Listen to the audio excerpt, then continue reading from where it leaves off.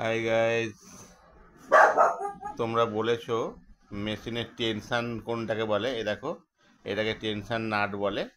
এ দেখো, এইটাকে tension dish বলে। এই দুটো এরকম ফাঁক করে একটু ফুঁ দিয়ে দেবে জোরে করে, দিলে এখানে সুতোর বাবরি ঢুকে অনেক সময় নিচের দিকে গিট গিট পড়ে।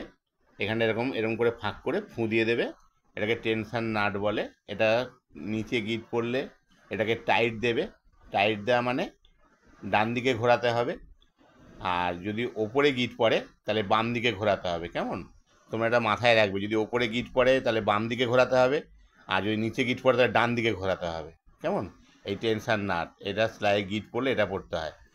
আর ছুঁচে আঘাত লাগলে অনেক সময় দেখো, এই যে ছুঁচের পড়াটা দেখেছো, এই ছুঁচের একটু ছেলা দিকটা ডান দিকে থাকবে, আর এই যে সোজা দিকটা, এই যে সোজা চেরা দিকটা, এটা বাম দিকে থাকবে। কেমন? তোমরা মেশিন সম্বন্ধে কোনো প্রবলেম হলে আমাদের নাম্বারে ফোন করো, আমরা বাড়ি গিয়ে মেশিন দেখে দিয়ে আসি। বাপি টেলার্স, কাকদ্বীপ বীরেন্দ্র মার্কেট, রথতলা। আমাদের এখানে সব রকম মেশিন বিক্রি হয়। এটা হচ্ছে যুগ্গি মেশিন, দেখতে পাচ্ছ। এই যুগ্গি মেশিন আছে, এই একটা আছে, এই একটা আছে। এটা ইন্টারলক মেশিন। ওপাশেটা হচ্ছে কি দেখতে পাচ্ছ পিকো মেশিন। আমাদের এখানে সব রকম সেলাই মেশিন বিক্রি হয় এবং রিপেয়ারিং করা হয়।